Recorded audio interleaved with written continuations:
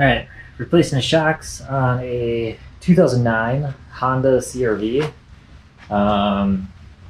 These are going to be FCS Auto complete strut assembly. There's one of the part numbers. Nice glare in there. Cool. These are bought as complete shocks. These are like the cheapest ones available on RockAuto. I'm not gonna do like an install video because A1 Auto did one on YouTube already, and it's absolutely perfect. So just follow their instructions. They go into like excruciating detail to do it. I'm just gonna pop these in. The current shocks I have on there are absolutely blown. They are horrible. They're like so bad that you're getting on the highway, you hit a little bump, and the tires you can just feel like all the way through. So I know the right front is absolutely blown. I think the right rear is absolutely blown.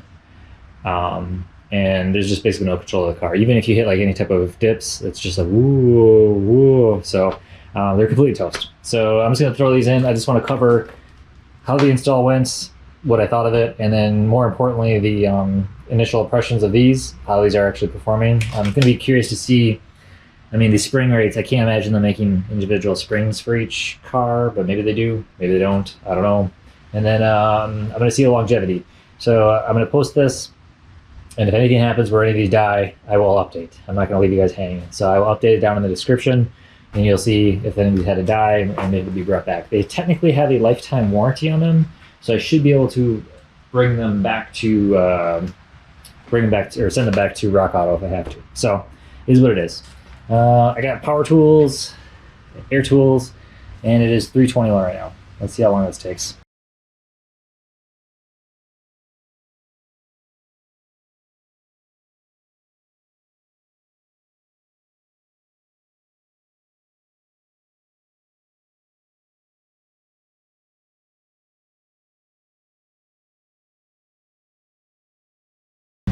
All right, quick update.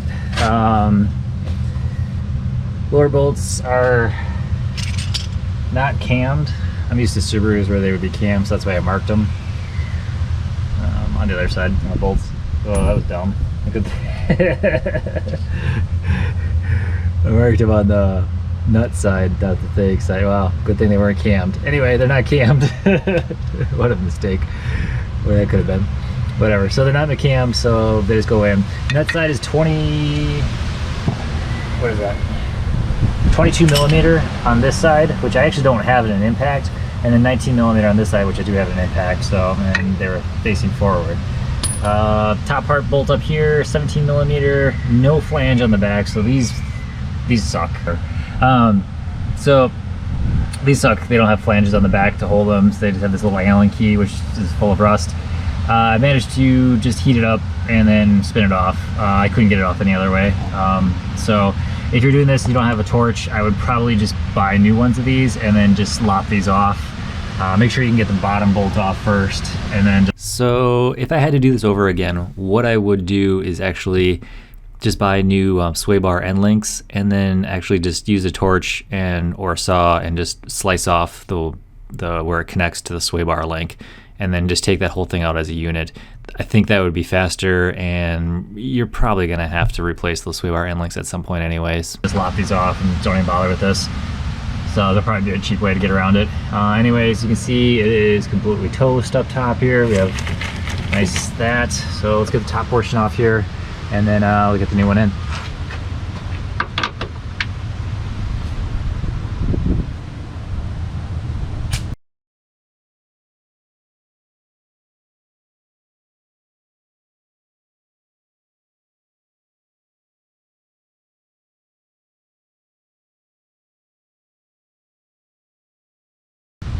Definitely a mistake to take the lower bolts out first, because now this is trapped in here. I should have taken this off completely first and then undone those. So let's back up there.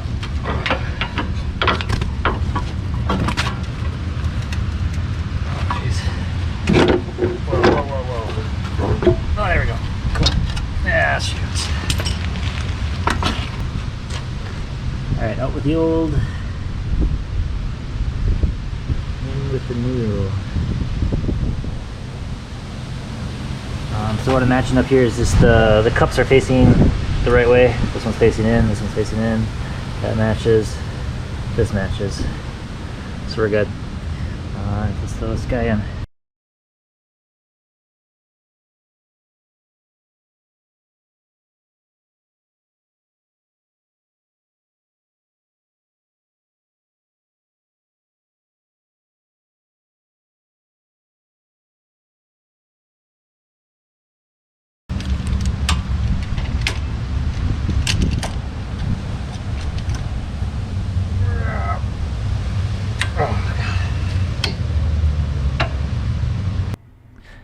This is kind of what I'm talking about. I had to mess around with these sway bar end links way too much, and if I had just ordered some new ones, I could have just flame cut these off and just been done with them.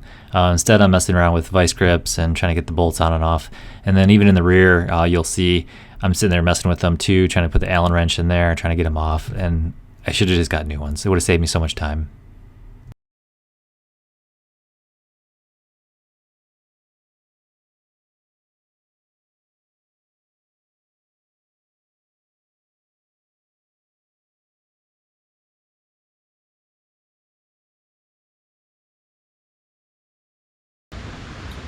.504. So I just went to the bathroom too. So about an hour and a half, I'm guessing. I think I started at 3:30. Hour and a half to get my tools out, get the first 2 shocks in. Oh my god. It took longer to unload the car and move a car seat. There we go. Here we are.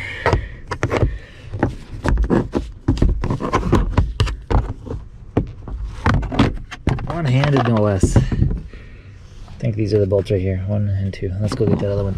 That's the bolt we need. No nut on there, so it's just kind of stuck in there. So I just need like an impact with a really long extension, maybe, or something, and some penetrating oil. Okay, so that nut is actually welded on, so you don't have to put a wrench on it or anything like that. And also, this is where I went wrong with this whole deal. I actually didn't watch the second half of the A1 Auto how to repair your rear shocks thing. So I actually do this in a completely wrong way, and they have the correct way to do it. So I'm going to link down in the description where to watch their video. Follow their directions, don't follow mine from this point.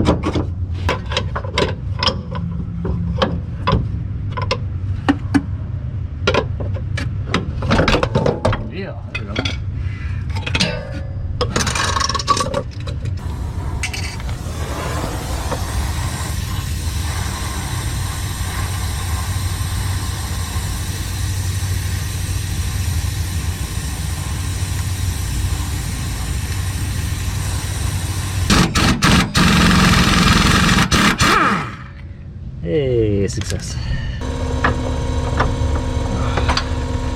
Ha! Now I got room.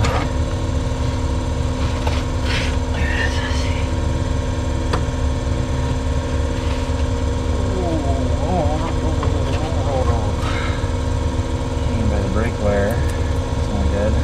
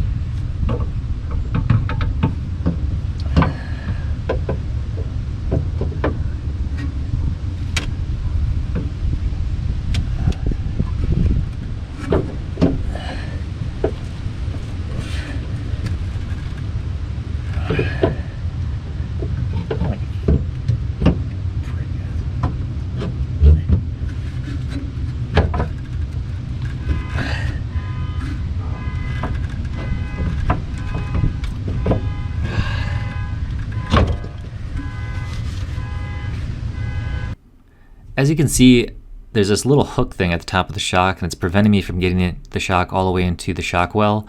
I don't know what it's there for. I just took a pair of pliers, bent it back and forth a couple times, and it popped off, and then I was on my way.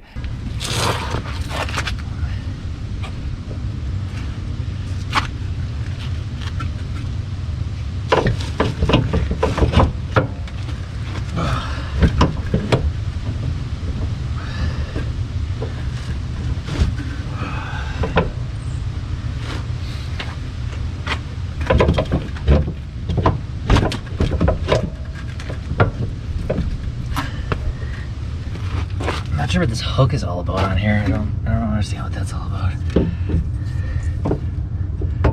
There's just a hook that's like jamming me up. I don't know what it's for. That's coming off. A hook on here that comes out and away down. It's not on the original one, so I don't know why it's on this one. It's kind of blocking me from getting this in. So just a couple up and downs, popped right off. Hopefully I don't mess nothing up.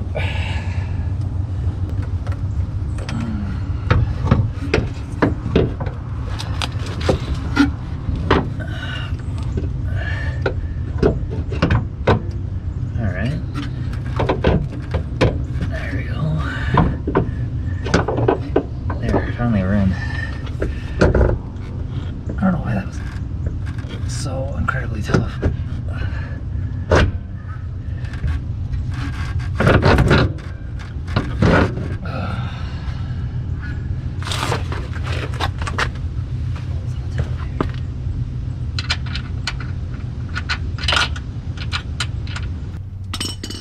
Okay, so I got the bolts put in, the rear shock is put in, and we're just gonna button this whole thing up.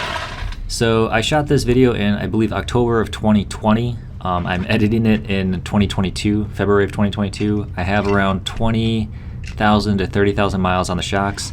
They all work just like the day I put them in.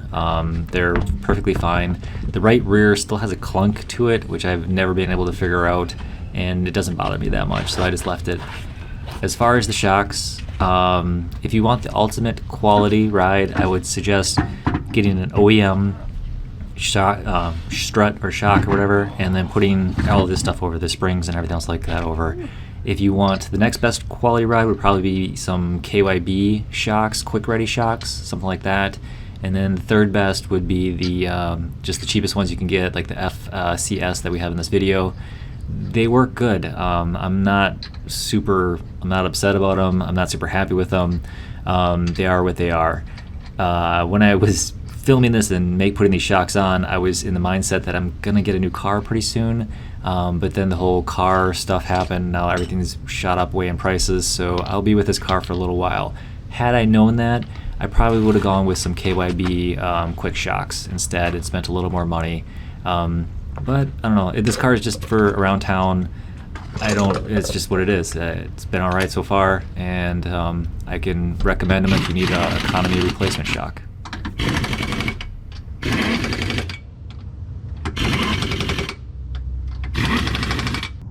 $658.